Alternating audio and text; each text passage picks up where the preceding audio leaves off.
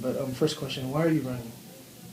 I'm running because I've been in this position for the last 7 years, and I feel like I've done an excellent job. Our schools have been very stable, particularly through the fiscal crisis that we've had, and I feel that is in large part due to my leadership. And I also feel that there is still a lot of work left to be done, and that I'm the right person to do that. I've decided to run for superintendent because the state of education in Nevada County has slid. It's not the same as what it used to be. There's been a decline in test scores. There has been a declining enrollment. There seems to be a void in leadership at the county office, and that's what I want to see change. I want to be able to step in and make a difference. I want to improve morale at the school districts. I want to improve test scores at the school districts. I want to improve just fiscal transparency within the office, and I think that the office needs to have leadership as well. I think that the superintendent should fill three roles. It should provide leadership, it should provide support, and it should provide accountability. And fiscal accountability to the districts is one piece, but I think taking a leadership role in curriculum and instruction, in the use of technology, and the advancement of education in Nevada County is paramount to making the schools in Nevada County the best that they can be.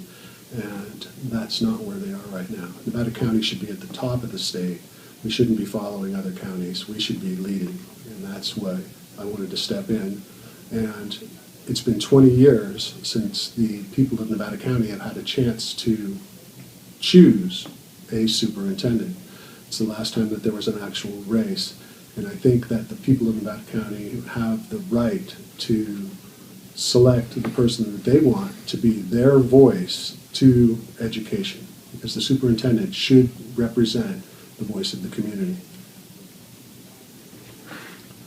I guess as a candidate in the race, in your opinion, what constitutes a high-quality educational program? A high-quality education program is one that has clear objectives and goals that the student's going to achieve, and then a clearly defined path and instructional strategies that are going to allow that student to achieve those goals. The schools that the county office directly serves are our most high at-risk students, our most high at-risk students. And so then we want to make sure that there is quality instruction in place as well as quality support to be able to make sure that those students make a connection and then can change their potential ways of behavior that they've done in the past. This way that they can focus on making correct choices and moving forward. Quality education needs to be driven by the needs of the student. And one way that happens is by implementing what I'm going to call the Excel model.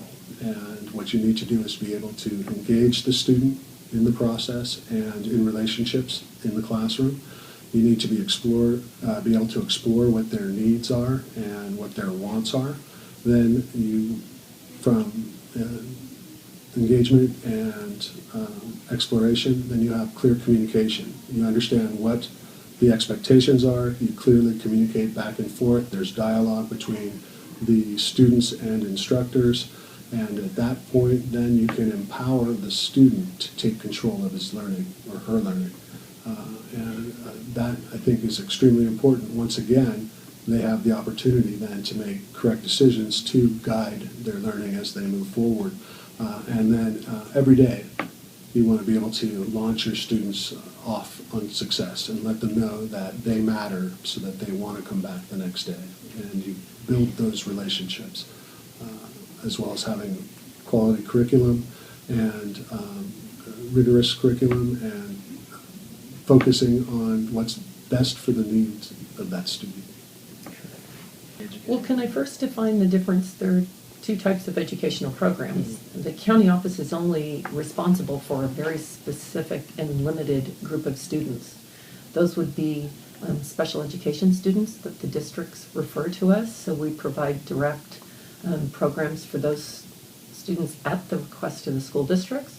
The second program that we provide directly is for alternative education students, so those students who have been expelled or are on probation. Other than that, the county office really has no direct service responsibilities for student programs. Those lie with the school districts. We happen to also operate early childhood programs for toddler and preschool. So I think it's important to be clear the responsibility that the county office has in operating student programs. The remainder of the programs are the responsibility of our local school districts. So in answer to your question, what would be a high-quality program?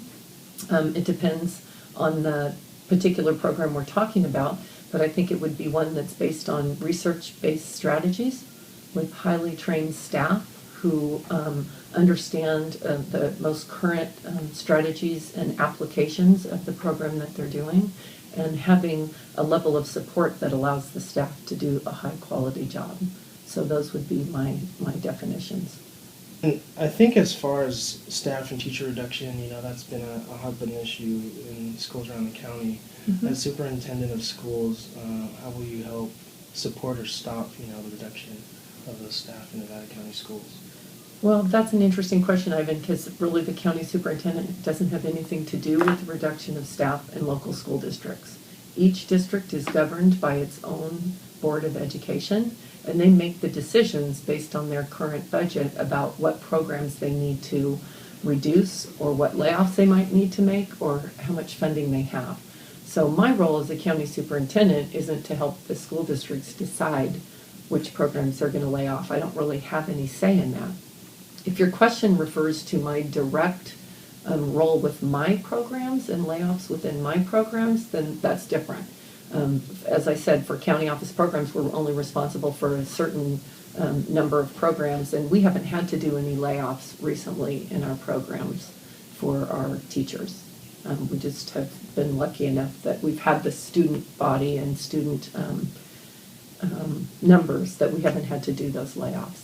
So in terms of assisting districts in other levels, it would be my role of fiscal oversight, so ensuring that their budgets are strong and healthy, making sure they're making accurate predictions of enrollment for this upcoming year and the next 2 years out, so they can make really good decisions about what their staffing needs are. So I definitely would have a role in that. And it's an unfortunate consequence right now. And with local control going into place, the local funding control means that the district has decisions on how they want to spend their money. And so they can look at other ways to cut costs. And my big concern is administrative overhead. And if we can reduce administrative overhead, then we can keep instructional support. And that is primary. We need to do what's best for our students. We need to be able to provide access to quality teachers and not continue to reduce those teachers. I think that administrative overhead is heavy at all levels, and we need to be able to cut back on that. Perhaps take some of those administrators that used to be classroom teachers and redeploy them or reuse them in the classroom so that we're not cutting teachers all the time. Some of that, they say, is based on declining enrollment, so we need to provide programs that entice students to stay in our schools. And I was fortunate, I was able to provide that type of leadership when I was a principal in Sacramento County. And so while other schools had declining enrollment, my school had a growing enrollment, and as a result I was able to remove and reduce unnecessary positions, be able to add teachers to support the students' needs. As a result, word passed along that it was a positive learning environment, and more students began to come to my school, and we were operating in the black. When I started, we were in the red, and so I'm pleased that I was able to do that, and I believe I could do that here as well. Okay. Are there any claims by your opponent in this race towards yourself and your background and your experience that you would like to clear up for voters in the county? Has there been a claim? Are there any that you feel that you need to clear up as far as what your opponent has referred to you as in the race?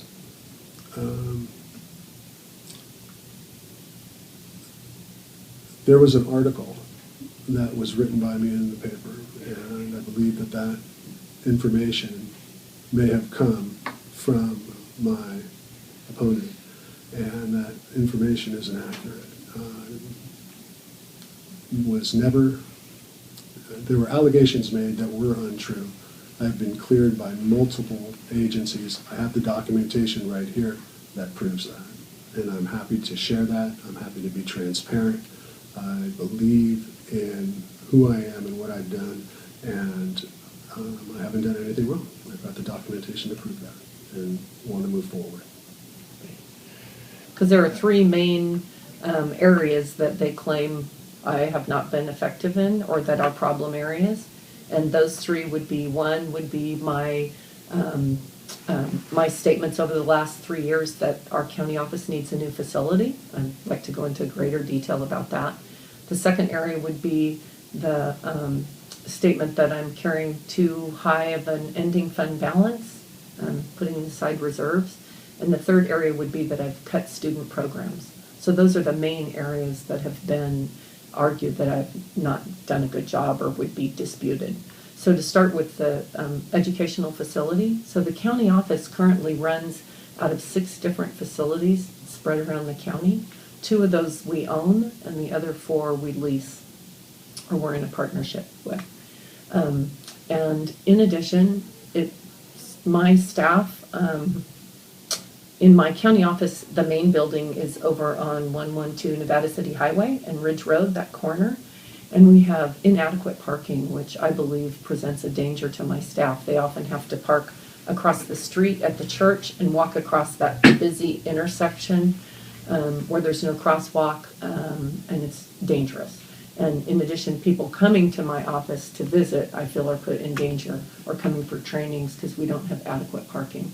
So it's been my goal to pursue a facility that could house at least 3 of our current operations under one roof and be either at cost neutral or cost savings. So during the economic crisis, there were a lot of vacant buildings around the county. So we started looking at some of those to see if any of those might meet our needs and all the criteria that I have, which is enough space to hold our staff all in one location, adequate parking, and adequate meeting and training facilities for the staff development that we're required to do. And the last thing is cost neutral or cost savings.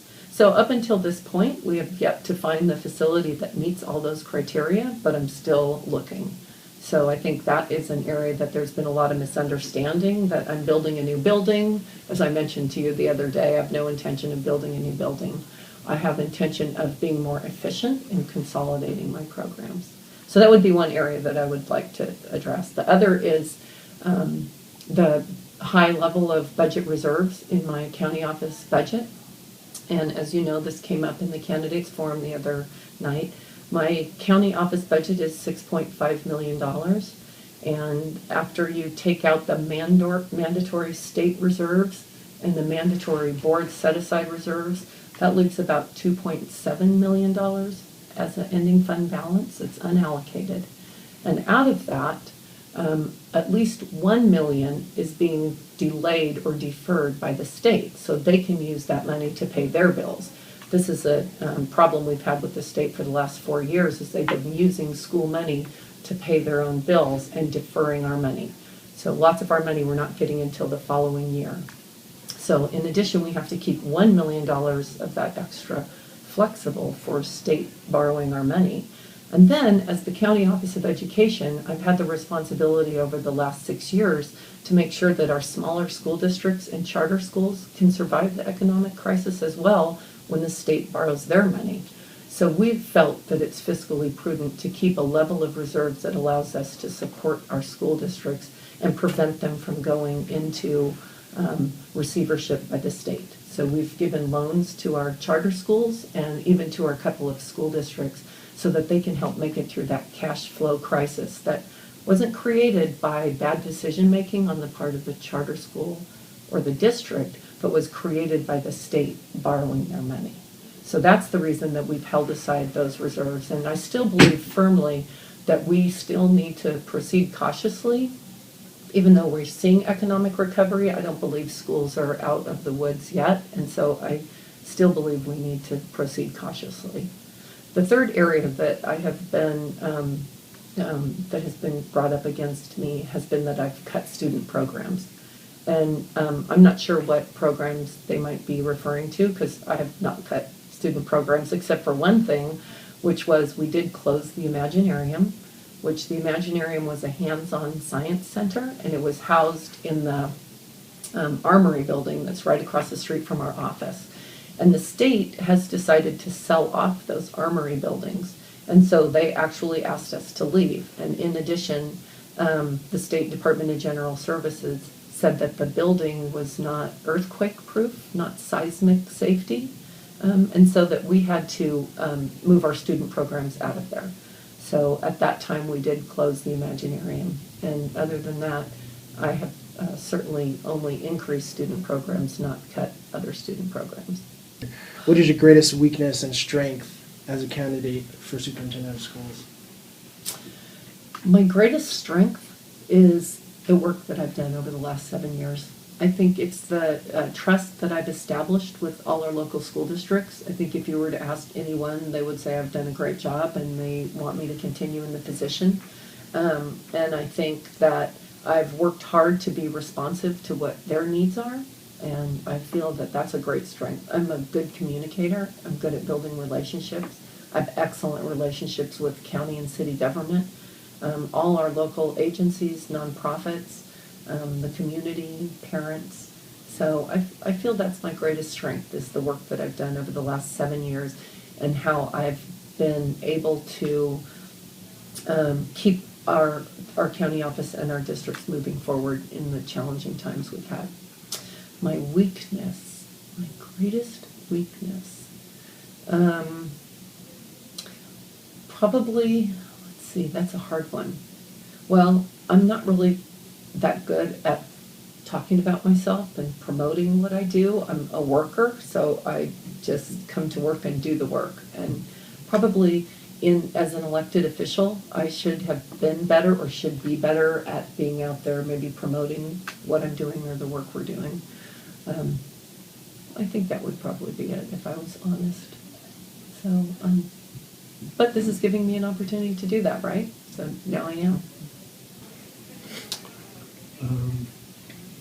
My greatest weakness would be overworking myself and becoming,